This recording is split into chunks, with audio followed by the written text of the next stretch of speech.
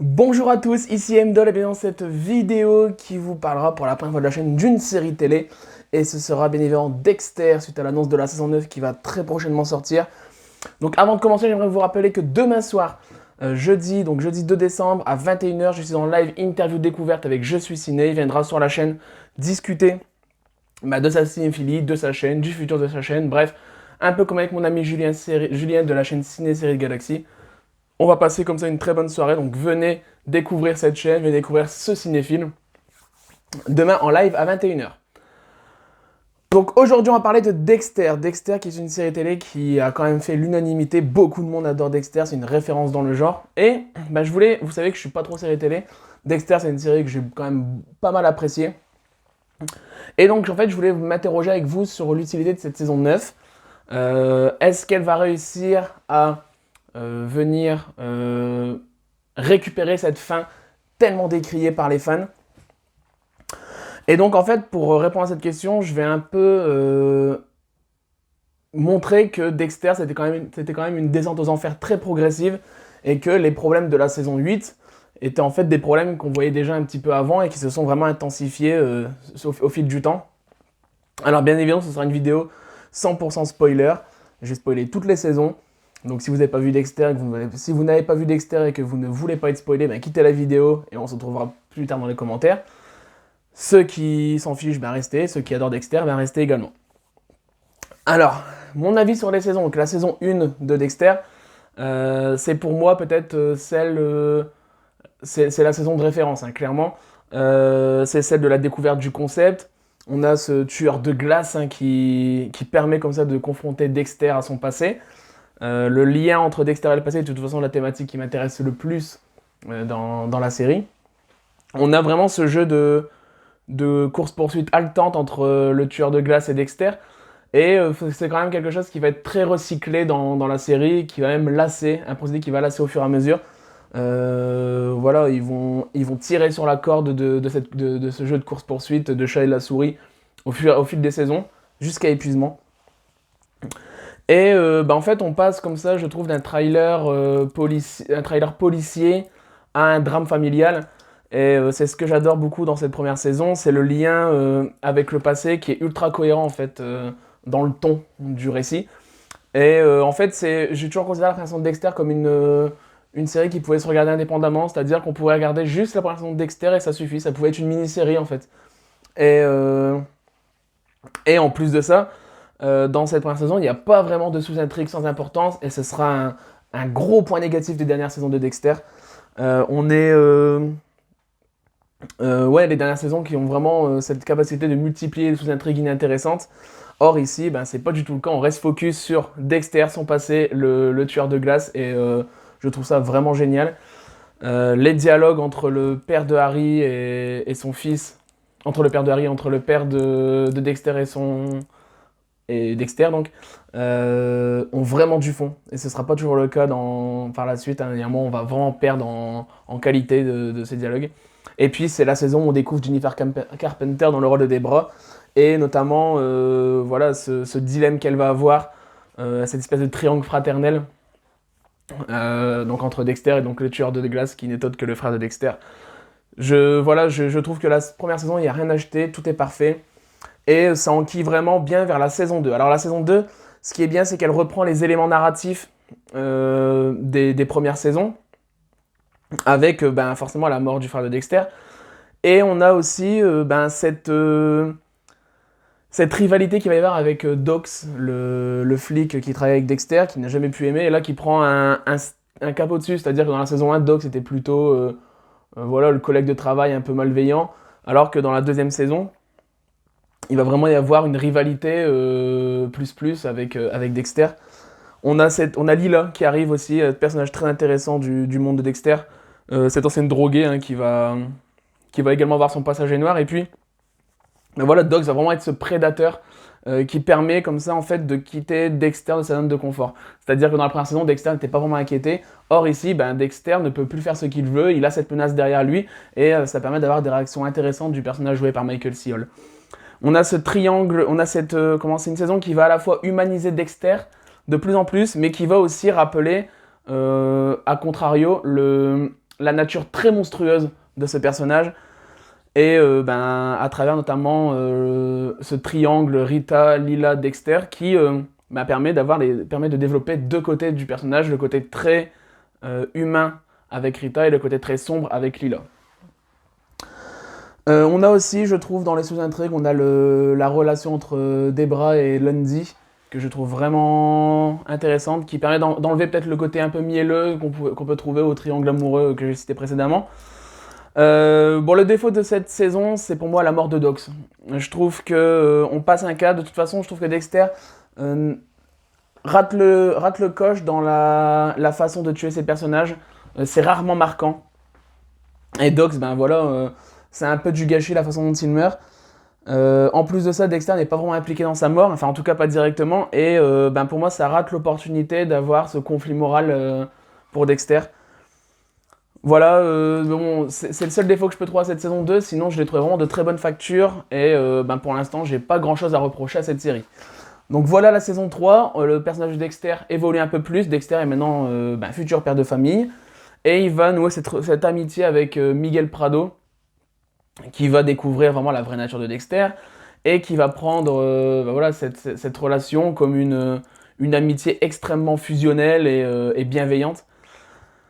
Et ce qui est intéressant aussi dans cette saison 3, c'est le fait que le code moral mis en place par le père de Dexter va être mis à mal, puisque Dexter va malheureusement tuer un innocent.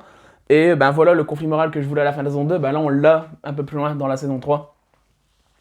Je trouve que dans cette saison 3, on a un héros beaucoup plus mûr. Dexter est beaucoup plus mûr.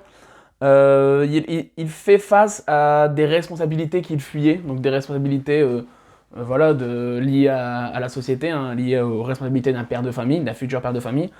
On a également cette relation entre Dexter et Miguel Prado qui est un peu comme une partie d'échecs. Si vous voulez, on a forcément le maître et son disciple, en quelque sorte, mais la façon dont les scénaristes nous amènent cette relation dévoile un peu progressivement les zones d'ombre et de lumière, à la fois chez Dexter, même si on le connaît beaucoup plus, mais aussi à la fois chez Miguel Prado. Et justement, la façon de construire cette relation est vraiment très bien amenée. Malheureusement, il y a un défaut dans cette saison 3, c'est que forcément, à passer du temps à développer Miguel Prado, qui n'est pas le tueur principal de la série, de la saison, et on oublie son tueur principal, donc l'écorcheur, qui est complètement, je trouve, un tueur anecdotique et dont les actions ne nous impactent pas tant que ça. Donc c'est un peu dommage d'avoir oublié ce personnage-là, parce que du coup, on a créé un personnage un peu pour rien. Mais sinon, cette saison 3 est toujours de bonne facture, un peu en deçà pour ma part des deux premières, mais ça reste très bon.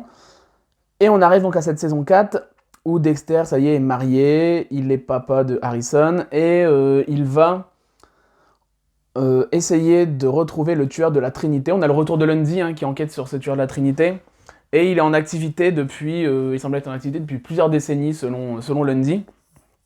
Et en fait, cette saison 4, je ne vous surprendrai pas, mais c'est pour tout le monde la meilleure saison. Et je le pense effectivement, c'est le climax de la série. C'était une des meilleures saisons de série que j'ai pu voir. On a le personnage de Trinité qui est peut-être un des meilleurs méchants de série que j'ai pu voir. Et ce qui est intéressant aussi, c'est que on sentait au fur et à mesure des saisons que Dexter avait un côté plus humain et on sentait un peu plus de faiblesse par rapport à la froideur de la première saison. Et là, ça va atteindre son paroxysme parce qu'il va vraiment avoir certaines faiblesses dues à son nouveau rôle familial. Et en fait, toutes ces faiblesses vont être exploitées par Trinity qui, je l'ai dit que j'allais spoiler, mais qui va forcément assassiner Rita en fin de saison 4 pour avoir une fin très impactante et une fin qui aurait pu être magnifique pour cette série. En fait, ce qui est intéressant dans cette saison 4, ce qui fait pour moi sa richesse, c'est que c'est la saison où Dexter s'incline. Dexter échoue. Et ça change un peu tout. C'est un basculement dans la vie du personnage. Et ça rend le personnage encore plus complexe et plus intéressant. Alors si je veux chipoter un petit peu, on commence à avoir peut-être des intrigues secondaires qui sont beaucoup moins palpitantes que l'intrigue du tueur de la Trinité. Et je pense notamment à sa fille. La fille de Trinity qui est journaliste et qui va essayer de nouer une relation, qui va essayer de coucher avec Queen. Qui couche avec Queen d'ailleurs. Mais je sais pas, ça manque un peu de corps pour moi dans cette sous-intrigue. Mais je chipote parce que c'est vraiment une saison qui pour moi est excellente. Et ben voilà, et ensuite progressivement, à partir de cet instant-là, on aura encore des très bons moments dans Dexter, mais les soucis vont commencer à arriver. Et je pense notamment, donc on commence directement à la saison 5. Alors la saison 5, c'est la saison du deuil de Rita, c'est Dexter qui va sauver une jeune femme du nom de Lumen, qui est captive et qui va être torturée par 2 hommes. Dexter, en fait, va, dans cette saison, chercher sa rédemption et traquer les hommes qui ont torturé Lumen.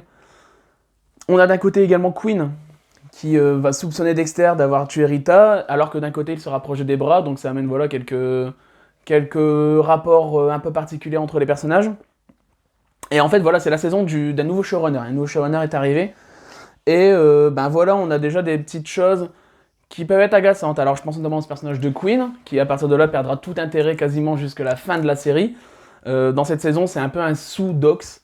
Hein, on reprend un peu l'intrigue de la saison 2 avec Dox, mais en beaucoup moins développé, en beaucoup moins classe. Et puis je pense notamment à une chose qui m'a agacé, qui vont en plus réitérer par la suite, hein, ça c'est dingue. Mais voilà, les enfants de Rita, Astor et Cody, disparition totale, il ne les reverra que par bribes, un peu comme nous. En fait, ça c'est juste qu'ils savaient pas quoi faire de ces personnages, et donc on va les expédier, c'est pas grave. Et je trouve ça un peu dommage, parce que c'est une façon un peu de faire table rase des 4 premières saisons. Il y a plus tellement de liens qui lient, hormis Debra et certains personnages, mais il n'y a plus tellement de liens émotionnels liés à Dexter dans des premières saisons, et donc je trouve ça vraiment dommage. Je trouve que la relation entre Dexter et Lumen a vraiment du mal à trouver un certain équilibre. On navigue entre des choses vachement profondes, sur en tout cas ce que ressentent les personnages, et après, à côté quelque chose d'un peu plus amour passager, j'ai envie de dire. Et donc c'est un peu dommage, je trouve que c'est une saison pas très bien équilibrée. Elle est pas mauvaise, mais elle manque d'équilibre. Et par contre, j'aime beaucoup le fait que les épisodes sont très suggestifs. Alors on n'est pas dans le voyeurisme, mais forcément on parle de torture, etc. Et ils arrivent à nous mettre certaines idées un peu malsaines en tête. Et j'aime bien également le fait que les scénaristes nous amènent à douter constamment du personnage de Lumen. On ne sait pas trop quoi penser de ses réactions, on ne sait pas si elle est vraie ou pas. Et donc j'ai trouvé que ça c'était plutôt bien rythmé. Donc jusque là, voilà, quelques petits signaux d'alerte, mais encore une fois, rien de fondamental. La saison 6, elle est beaucoup plus problématique pour ma part. Donc dans cette saison 6, Dexter cible le tueur du jugement dernier. Voilà, c'est un tueur qui va recréer les scènes du Nouveau Testament pour, je sais plus, mais c'est en lien avec l'Apocalypse. Hein. Et il va être aidé par Travis. Travis qui est un de ses anciens élèves et qui va être, entre guillemets, soumis à ses côtés, soumis à ses ordres. Encore un nouveau showrunner. Et une fois n'est pas coutume, on se débarrasse d'un nouveau personnage, on se débarrasse cette fois-ci carrément du fils de Dexter, Harrison, qu'on va confier à la nounou, enfin qu'on va débarrasser à la nounou, parce qu'on pareil, on ne sait pas comment l'écrire. Et donc on a ce problème-là d'un côté, et puis à partir de cette saison-là, Dexter, les showrunners ne sauront plus écrire de méchants crédibles. Et donc là, on a le professeur Geller et Travis qui sont des méchants, comment dire, pas si impressionnants que ça, ou en tout cas pas si impressionnant que le concept développé d'origine. On a ce fameux twist, vous savez, le twist où en fait le professeur Geller n'existe pas. C'est un pétard mouillé parce que c'est assez prévisible, on n'a pas de scène... on n'a pas de scène où Dexter les voit ensemble, etc. Enfin bref, c'est assez prévisible. Et en plus, on parle quand même des Chevaliers de l'Apocalypse, on ne creuse pas les réflexions philosophiques et religieuses des tueurs. En fait, en quelque sorte, les motivations ne sont pas assez développées. On a une baisse, c'est à partir de là que je trouve qu'on a une baisse de qualité dans les dialogues entre Harry et Dexter. C'est dans cette saison, on va avoir Debra amoureuse de Dexter, et je trouve ça complètement débile. Les personnages secondaires, Quinn encore une fois, deviennent complètement inexistants.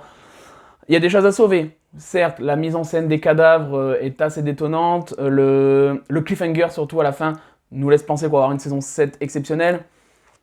Vous saurez ce que j'en pense après. Mais voilà, il y a quelques petites choses à sauver par-ci par-là. C'est surtout le concept qui est plutôt pas mal, mais dans l'exécution, c'est assez décevant tout de même. Et voilà cette saison 7. Alors cette saison 7, on a Debra qui va, dans un premier temps, aider Dexter à couvrir son crime. Dexter va être obligé de tout lui avouer, c'est-à-dire qu'il est bien le boucher de Bay Harbor. Et puis, Dexter va être... Debra va vouloir soigner Dexter, mais lui va continuer ses crimes et il va être chassé par, je crois que c'est la mafia ukrainienne dans mes souvenirs. Et pour moi, là, on commence à partir dans tous les sens. Tout à l'heure, je parlais de sous-intrigue, on y est complètement. On a Debra Dexter, qui est déjà pas, qui est déjà, il y a déjà beaucoup de choses à développer à travers Debra et Dexter. On a, l'arrivée d'Anna.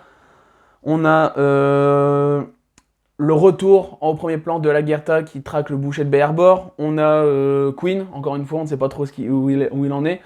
Bref, je veux dire, on a une multitude de sous-intrigues. On a du mal à s'y retrouver et du coup, elles ne sont pas très bien écrites et tout est assez éparpillé. En plus de ça, il y a un manque du développement de l'antagoniste parce que voilà, c'est un espèce de John Wick en quelque sorte, mais on lui donne 3 lignes de dialogue, donc c'est pas comme ça qu'on crée un méchant suffisamment marquant. On a cette romance entre Dexter et Anna qui pour moi sonne complètement faux. C'est très factice comme relation. On a Queen et Batista, je l'évoquais, mais c'est devenu d'excellents figurants à partir de cette saison. On a... alors après, en point positif, c'est vrai que j'aime beaucoup le fait que Lagertha, qui a été un peu oubliée ces dernières saisons, reprenne un peu du poil de la bête. Elle revient au premier plan. Et voilà, cette fin... moi, je me suis dit, on va avoir une saison 7 un peu à la deuxième partie de saison 5 de Breaking Bad. Vous savez, avec une traque, avec une tension qui s'installe, le secret qui se dévoile.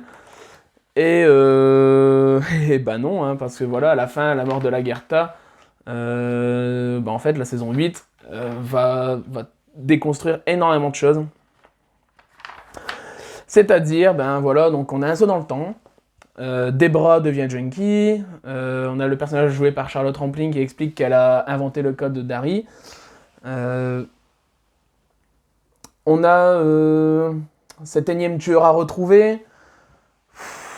Ultra original, c'est la 8ème saison quand même. Enfin, voilà, on arrive à ce moment de lassitude. On a en plus le plus mauvais méchant peut-être de Dexter avec des motivations de plus en plus ridicules. La mise en scène des crimes devient banale. C'est clairement écrit avec les pieds, hein, certains moments, surtout le dernier épisode. Et voilà, le fait de sauter dans le temps comme ça, c'est assez insupportable parce qu'on arrive à un climax dans cette saison 7 où voilà, tout va être révélé au grand jour. Et puis, pour éviter de nous écrire quelque chose, on fait un saut dans le temps, comme ça on oublie, on n'a pas d'idée et ça me permet de faire un peu une table rase sur ce qu'on a vu, donc c'est assez agaçant. Le retour d'Anna m'a pas tellement intéressé, les disputes, les chamailleries entre Queen et Batista, c'est vraiment pas digne d'une dernière saison, hein, honnêtement.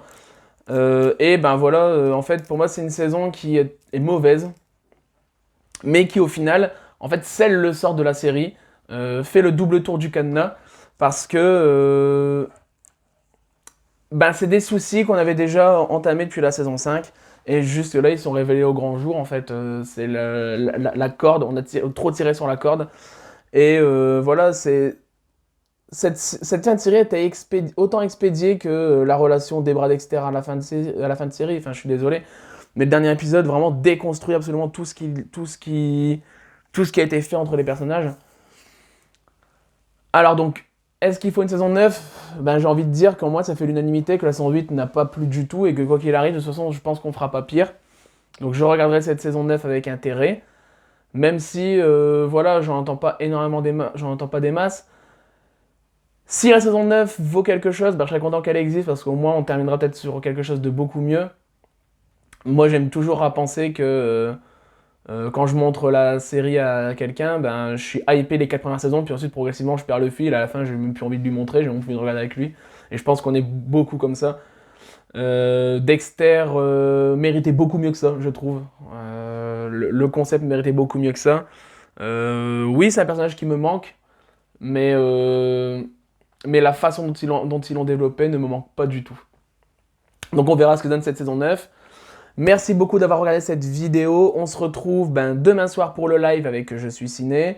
D'autres vidéos arrivent prochainement. Alors j'ai pas fait de vidéo ce mois-ci pour ce que j'ai vu au mois de novembre au cinéma parce que j'ai pas vu grand chose. J'ai vu que 2 films ce mois-ci au cinéma. J'ai vu le dernier Clint Eastwood qui est sympathique. C'est pas son meilleur mais il y a quand même des choses intéressantes. Et j'ai vu le biopic de du groupe NTM intitulé Suprême et que ça a été vraiment une bonne surprise. Il y a 2 choses que je voulais voir, mais voilà, j'ai eu un mois de novembre extrêmement chargé, j'ai raté plein de choses, les séances ne se collaient pas à mon emploi du temps. Donc voilà, on verra bien. Peut-être que je ferai une vidéo, je dépend ce que je vois au mois de décembre, peut-être que je ferai une vidéo novembre-décembre regroupée, bref, bon, on verra bien. En tout cas, merci beaucoup d'avoir suivi cette vidéo. On se retrouve pour le live demain soir. Et en attendant, on se dit à très vite. Salut!